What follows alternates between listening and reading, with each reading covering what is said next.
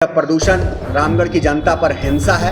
जान की कीमत पर किसी भी तरीके में कोई भी विकास हमें मंजूर नहीं है। लेकिन कल के अखबार में पत्रों में ऐसा छपा कि जैसे वो हरा कर चुके हैं पूरे रामगढ़ को। सोशल मीडिया में अगर कोई उनका विरोध कर रहा है तो उसको सीधा सीधा असामाजिक तत्व कह दे रहे हैं कि आए और रांची रोड में रहें, उनके लिए रहने की व्यवस्था जनता करेगी और खाने की व्यवस्था करेगी। अब विरोधक तो हम लोगों की तरफ से कुछ नहीं कहना, ये प्रबंधन का एक सहयोग था।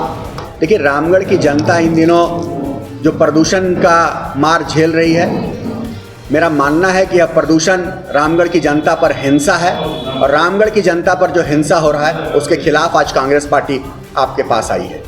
खास करके बच्चे, बूढ़े, उनके फेफड़ों में असर हो रहा है। जो स्रोत, जल स्रोत हैं, नदी नाले, उन पे प्रदूषण का असर हो रहा है।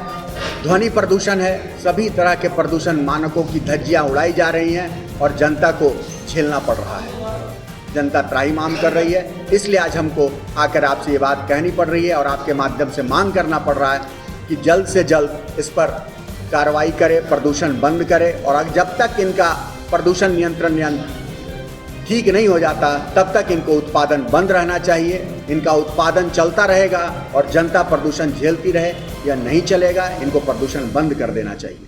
हम तो यही मांग कर रहे हैं कि यह जांच होना चाहिए कि आखिर कैसे ये छोटे छोटे उद्योग लगाने के लिए ज़मीनें दी गई थी। ये छोटा छोटा टुकड़ा था। अगर सरकार की मंशा 1 या 2 प्लांट लगाने की होती तो इस पूरे इंडस्ट्रियल एरिया को 2 या 3 भागों में बांट दिया जाता। ये जो आज सैकड़ों प्लॉट बना करके सैकड़ों लोगों को दिया गया था, आखिर वो किस तरीके से आया है ये जानकारी हम लोगों को नहीं है।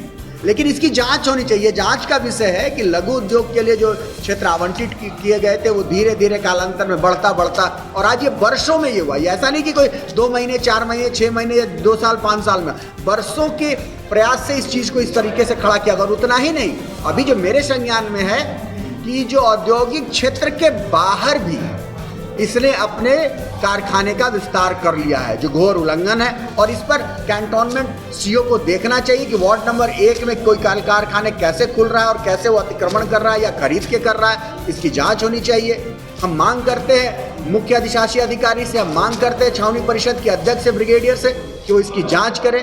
और निश्चित रूप से जब अगर ये प्रदूषण नहीं कम करेंगे तो इस पर कार्रवाई होनी चाहिए। जान की कीमत पर किसी भी तरीके में कोई भी विकास हमें मंजूर नहीं है। 4 फरवरी से प्रदूषण हो रहा है। आज प्रेस कॉन्फ्रेंस करने का क्या उद्देश्य है? 8 तारीख तक डेडलाइन। बिल्कुल, 4 फरवरी से प्रदूषण हो रहा था। कंपनी ने कहा कि उसे समय लगेगा। स्थानीय सांसद आए थे जनता के विरोध के बाद और त्रिपक्षीय वार्ता हुई और वार्ता में कहा गया था कि 8 अप्रैल तक प्रदूषण पूर्णतः नियंत्रित कर लिया जाएगा। लेकिन कल के अखबार में, पत्रों में ऐसा छपा कि जैसे वो हरा कर चुके हैं पूरे रामगढ़ को। विवश होकर हमको आना पड़ा कि ये बातें भ्रमित ना करें। सोशल मीडिया में अगर कोई उनका विरोध कर रहा है तो उसको सीधा सीधा असामाजिक तत्व कह दे रहे हैं। उसको कह रहे हैं कि कंपनी को बदनाम किया जा रहा है। आज इतने वर्षों से कंपनी चल रही थी, बदनामी नहीं हुई। अब इस प्लांट के पहले आपके खिलाफ तो कभी कोई जन आक्रोश नहीं दिखा। आज अगर इतना बड़ा गुस्सा दिखा है, जनता को दिख रहा है, हम मांग करते हैं प्रबंधन के लोगों से कि आए और रांची रोड में रहें, उनके लिए रहने की व्यवस्था जनता करेगी और खाने की व्यवस्था करेगी। अपने परिवार के साथ आके 1 महीना रखें, एक हफ्ता रहे, तब पता चलेगा किस तरह से लोग जी रहे हैं और मरने को विवश हो रहे हैं।